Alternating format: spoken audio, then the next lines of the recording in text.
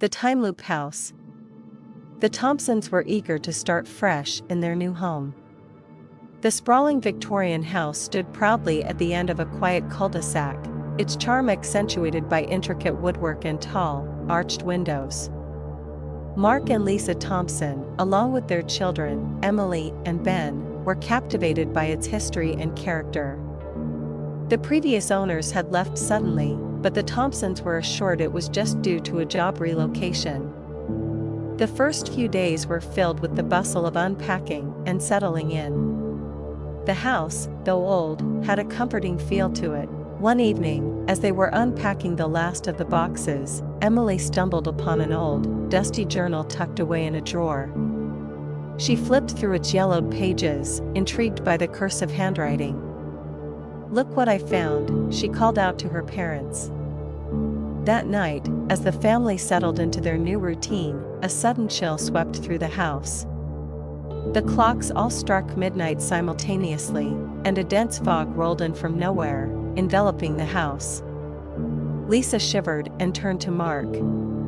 "Did you feel that?" she asked. Before he could respond, a blood-curdling scream echoed through the halls. The lights flickered, and the air grew heavy with a sense of impending doom. The family huddled together, fear etched on their faces. Suddenly, the front door slammed open, and the shadow of a man wielding a knife appeared on the wall. The shadow moved with a life of its own, reenacting a gruesome murder that seemed to have taken place long ago. Blood splattered across the walls, and the sounds of a struggle filled the air. Just as the scene reached its horrifying climax, everything went dark. Mark woke up with a start, his heart pounding. He looked around and saw his family stirring, all with the same look of confusion and terror. "Was that a dream?" Ben whispered. But as they looked at the clock, they saw that it was again midnight. The same fog rolled in, the same chill swept through the house, and the same scream pierced the night. They were reliving the same horrifying events. The next morning, exhausted and terrified, the Thompsons tried to piece together what was happening. Emily suggested reading the journal she had found.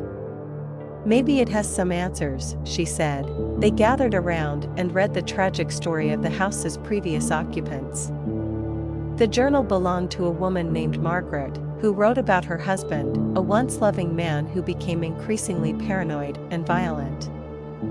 One fateful night, he snapped, murdering Margaret and their children before taking his own life. As they read, the Thompsons realized they were trapped in a time loop, forced to relive the night of the murder over and over. Determined to break free, they decided to try and change the events of the night. They prepared themselves, staying awake and alert as midnight approached. When the fog rolled in and the scream echoed through the house, Mark and Lisa sprang into action. They followed the shadowy figure, trying to intervene, but it was like watching a scene from a play. Their actions had no effect. The shadow played out the same gruesome murder, and once again, they were plunged into darkness. Frustrated and desperate, the family sat down to brainstorm. "We need to find a way to change what happened," Lisa said. Emily, who had been quiet, suddenly spoke up. "What if we find Margaret's spirit? Maybe she can help us." That night, instead of confronting the shadow, they decided to search for Margaret. They called out to her, hoping her spirit would hear their pleas. As the clock struck midnight, a faint, ethereal light appeared in the hallway. Margaret's ghostly figure emerged, her face etched with sorrow. "Help us break the cycle," Mark begged. Margaret nodded slowly. "You must find the locket," she whispered. "It holds the key to freeing us all." The family searched the house frantically, finally discovering the locket hidden under a floorboard in the attic.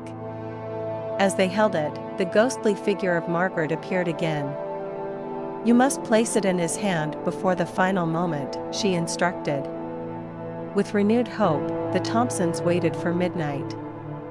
When the shadowy figure emerged, Mark bravely approached it, the locket in hand.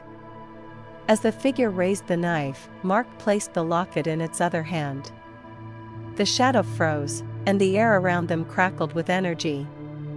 The fog lifted, the screams ceased, and the house was bathed in a warm, golden light.